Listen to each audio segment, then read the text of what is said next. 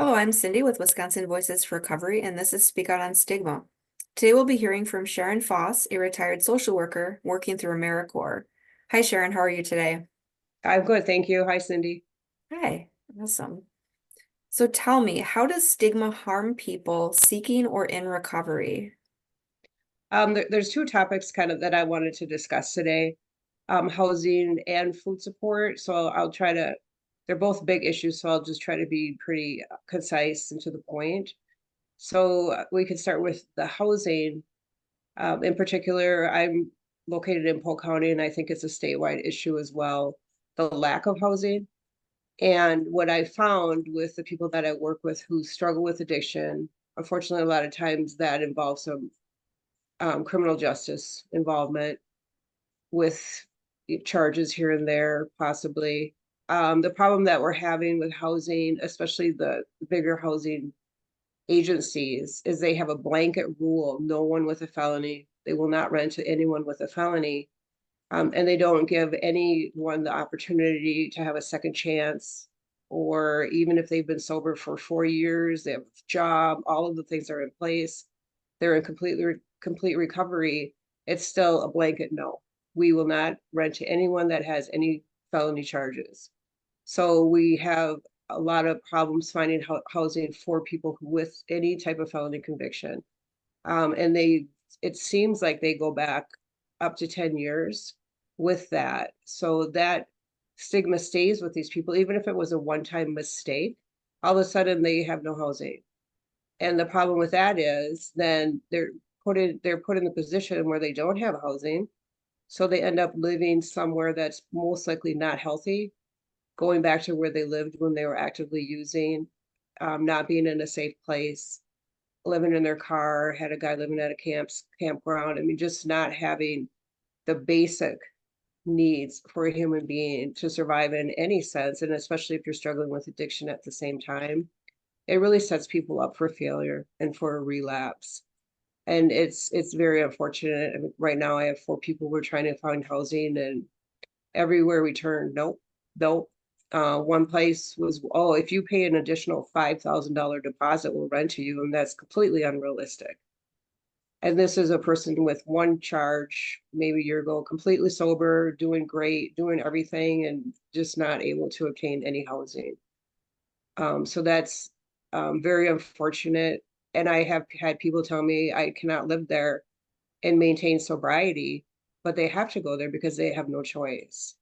So then they're right back at it. And I think it would be really nice if people would, give people a chance. Everyone makes a mistake. We're all human beings, give them a chance.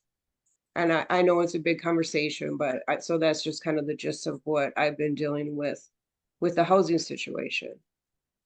So that's, and I would guess that's statewide, probably the whole United States. I don't know. And then the other thing that I really wanted to touch on was this new requirement that got put into place with food support in the state of Wisconsin.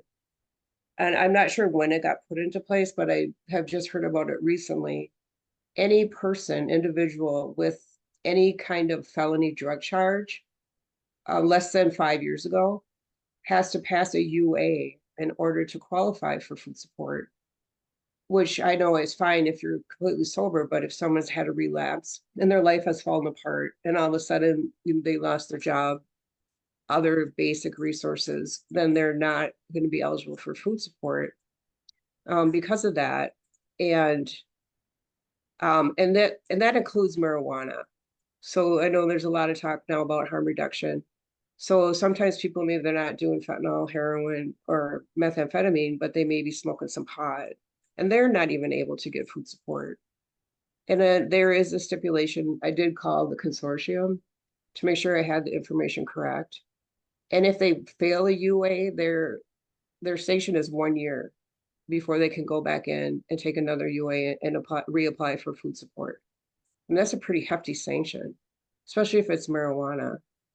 And they do have a stipulation there now: if it's a family system, if the one person tests positive, the other primary caretaker can get the food support. They just don't include that person on the grant money for the food support, the one that failed the UA. which is fine, but we all know they're all gonna share the food and the whole family's gonna suffer, even if you do it like that. And I don't think individuals should be sanctioned with food because they struggle with addiction. Um, I just, and I think it almost comes down to a discrimination. Even if someone is actively in addiction or had a relapse or is, using a marijuana, I don't think the state should refuse them food. And that's just such a basic necessity. So that is another thing I think where stigma for the housing and for the food really actually has evolved into a discrimination. And I think that's very unfortunate. You raise some really important issues. In talking to others, we've talked about how stigma can impact a person's, a person's hope. People Yeah, can start to self-stigmatize. People can be afraid to reach out for help because of stigma. And now you're bringing to light here basic needs, food yep, and shelter are being correct. impacted by Yep. stigma. So stigma is impacting every aspect of a person's ability to get help and get stabilized. Yeah, and you can't expect someone to be successful without food or housing. I mean, that's just unrealistic. And it totally takes away hope, and it does, and trust, and believing in the system and believing that there is help out there. It hinders all of that. And tell me about some of the damaging physical impacts you've experienced as a result of stigma, like relationships, finances, work, housing, medical care, and or health. All, all of those things. I mean, if you can't get food, you're not going to be healthy. I think the biggest outcome of the stigma is the setup for failure. So I see people like just give up, and so they get set up for failure, and then it's really easy. I'll just go over to Minnesota and I'll just deal drugs again because then I can have some income and I can obtain housing and food. So it pushes people back into something that they're trying to get out of just out of necessity. And I see that frequently. And when they do move into recovery, a lot of times they're kind of they start out, I mean, employment is another issue. So a lot of times they'll start out at a pretty low paying job. That's not a living wage. So that's another thing. So I mean, all those things are very harmful to people. And they give up hope. And then, what's the use? It's hard to see.